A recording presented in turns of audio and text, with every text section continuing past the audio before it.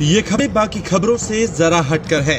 शुरुआत करते हैं अमेरिका के पूर्व राष्ट्रपति ओबामा से जुड़ी एक दिलचस्प खबर के साथ। अमेरिका के पूर्व राष्ट्रपति बराक ओबामा ने खुलासा किया है कि कोरोना महामारी में क्वारंटीन के दौरान उनकी बेटी का बॉयफ्रेंड उनके घर में ही था।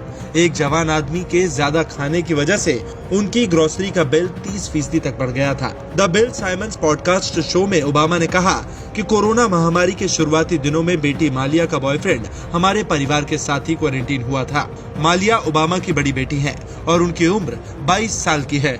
उनके बॉयफ्रेंड का नाम रोरी फरकूहसन है। ओबामा ने मालिया के बॉयफ्रेंड रोरी के बारे में कहा कि वीजा को लेकर कई चीजें थी, उसका जॉब था, इसलिए हमने उसे अपने साथ रहने दिया। मैं उसे पसंद करना नहीं चाहता था, लेकिन वह अच्छा बच्चा है। ओबामा ने यह भी बताया कि क्वारंटीन के दौरान बेटियां मालिया, साशा और रोरी के साथ उन्होंने अच्छे पल बिताए। ओबामा ने इन लोगों को कार्ड्स गेम खेलना भी सिखाया। नाइजीरिया में सैकड़ों स्कूली बच्चे अब अपहरणकर्ताओं के चंगुल से छूटकर अपने घर पहुंचे तो उनकी आंखों में आंसू आ गए और वो अपनी मिट्टी को चूमने लगे। आतंकवादी समूह बोको हरम पर इन स्कूली बच्चों के अपहरण का आरोप लगा था।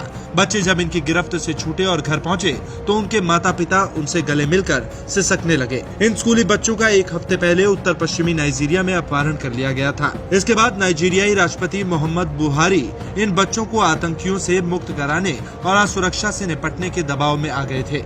344 डरे हुए बच्चों के बीच माता पिता अपनी संतान को खोजने के लिए कात्सिना राज्य में बस से पहुंचे।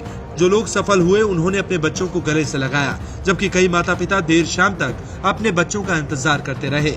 एक शख्स ने अपने बच्चे से मिलने के बाद कहा, मुझे ऐसा लगता है जैसे भगवान ने मुझे स्वर्ग दिया है, क्योंकि मैं बहुत खुश हूँ।